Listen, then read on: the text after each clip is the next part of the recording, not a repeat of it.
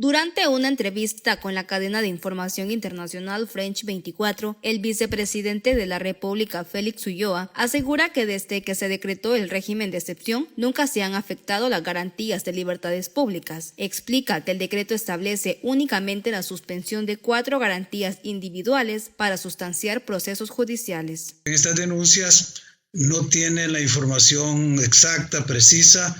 En algunos casos, hechos aislados tratan de magnificarlos. No son denuncias que respondan a la realidad de lo que sucede en el país y podríamos irlo viendo una por una. Por ejemplo, cuando se dice de que se han violentado los derechos de los niños porque se han capturado menores de edad, pues las pandillas prácticamente se nutrían de menores de edad y justamente por ser un menor de edad el que no estaba siendo juzgado conforme a la legislación común, utilizaban a estos menores para cometer delitos, no solo delitos menores de ir a cobrar las extorsiones, sino incluso los usaban de gatilleros. Y había muchos menores, niños de 12, 14 años, que tenían en sus hombros ya varios homicidios. O sea, pues que no se trata de niños Boy Scout o los niños cantores de Viena. Se trata de pequeños menores que han cometido delitos graves. Cuando se habla también de que el régimen de excepción ha afectado las garantías constitucionales, pareciera ser que estamos en estado de sitio, que los salvadoreños estamos limitados en nuestras libertades públicas, y lo cual es una falsedad. Nunca, desde que se decretó el estado de excepción, se afectó una sola garantía de las libertades públicas, ni una sola.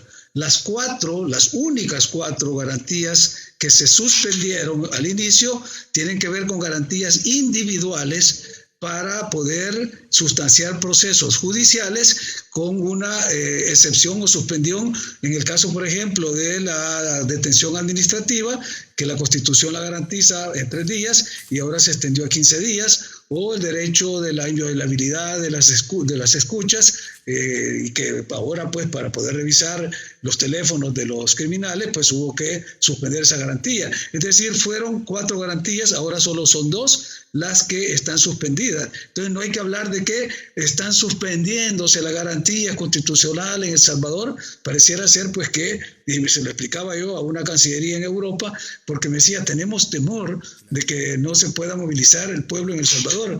Y le decía, hombre, si hay que ir a las playas, hay que ir a ver los eventos deportivos, hay que ver las actividades religiosas que se desarrollaron una semana después de que se estaban suspendiendo estas garantías. Entonces hay que ir entendiendo exactamente de qué se trata.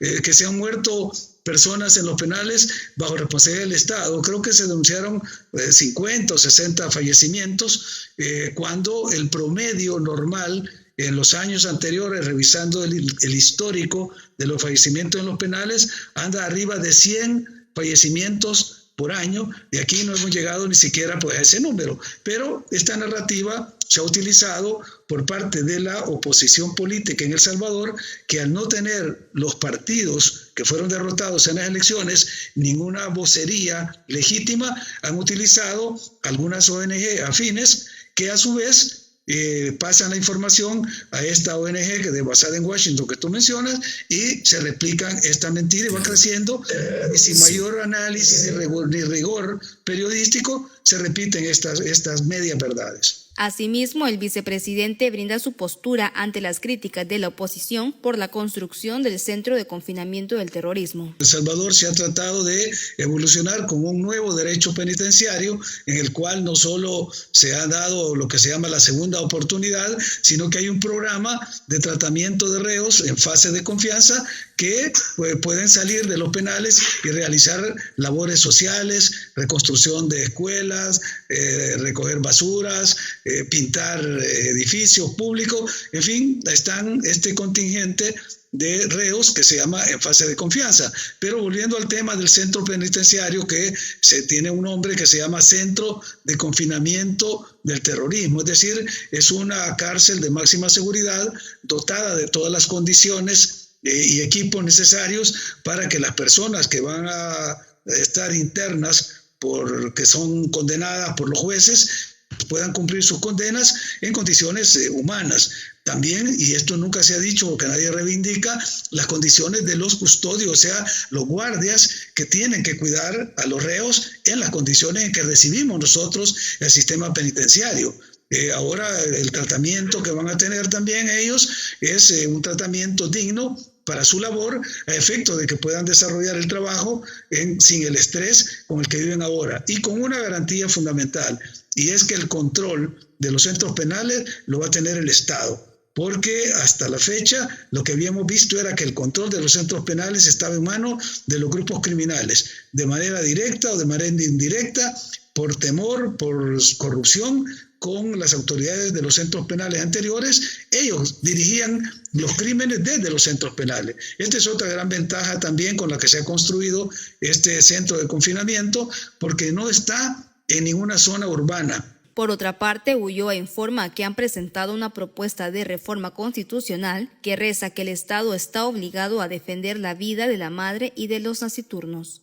Hemos presentado en una propuesta de reforma constitucional un artículo en el que nosotros, sin referirnos al aborto, porque el aborto no es un tema de la Constitución, es un tema del derecho penal, decimos que el Estado está obligado a defender la vida de la madre y la vida del nasciturus, del no nacido.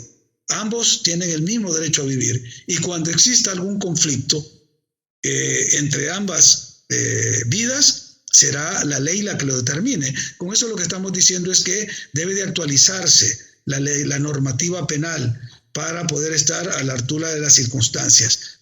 Este es un reporte de Mágico TV.